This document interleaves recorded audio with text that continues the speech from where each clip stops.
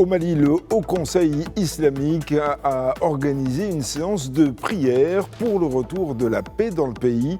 L'occasion pour les responsables de ce Haut Conseil de rappeler que l'islam prône la paix et ne saurait être associé aux actes terroristes. Mohamed Danyoko est à Bamako pour Médina TV.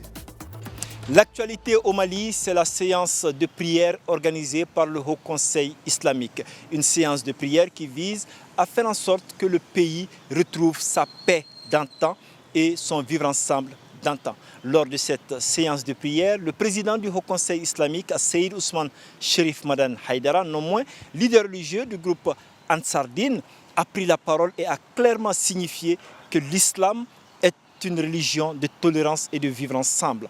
Il faut aussi rappeler que le Mali est une vieille civilisation d'islam et de religion. En témoigne Tombouctou et sa civilisation millénaire.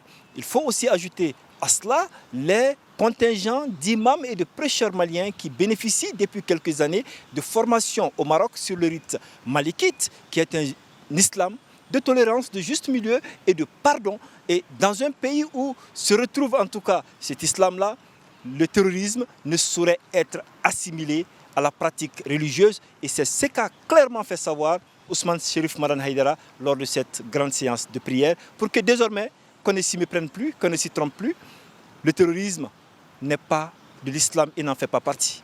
Mohamed Danyoko pour Médina TV à Bamako. Le Niger a officiellement notifié son retrait de la Cour pénale internationale, une décision qui ouvre une période transitoire de 12 mois avant son départ effectif. Jean-Djibril William est à Niamey pour Médina TV. C'est à travers un courrier adressé au siège des Nations Unies à New York que le Niger a annoncé son retrait officiel de la Cour pénale internationale.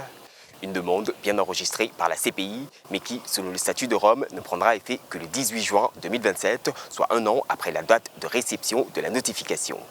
D'ici là, Niamey a été invité à respecter ses obligations, notamment de coopération avec la juridiction internationale. La CPI a d'ailleurs affirmé dans un communiqué regretter une décision qui affaiblit les efforts internationaux de lutte contre l'impunité pour les crimes les plus graves.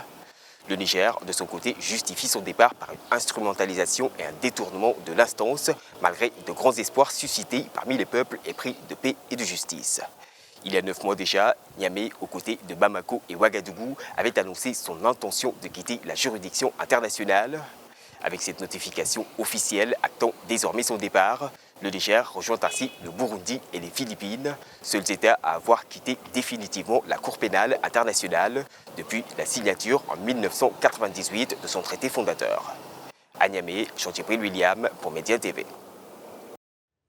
Et puis la Côte d'Ivoire serre la vis sur les prélèvements d'eau, une nouvelle réglementation qui vise à préserver les ressources hydriques, garantir une exploitation plus responsable et aussi un meilleur partage de l'eau. Zeynab Dosso est à Abidjan pour Médina TV. Ici en Côte d'Ivoire, les autorités renforcent la gestion des ressources hydriques.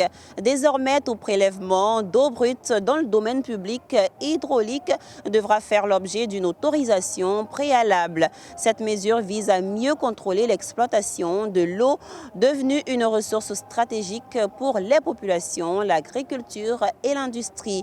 L'objectif est de limiter les prélèvements non autorisés, préserver les réserves disponibles et garantir un accès équitable à cette ressource. Les acteurs publics et privés sont concernés par cette nouvelle réglementation.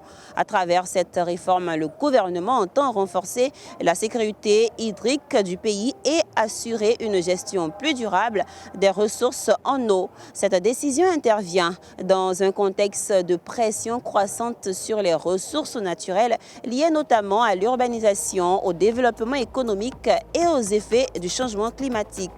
Zeynab Dosso pour Médina TV, Abidjan, Côte d'Ivoire.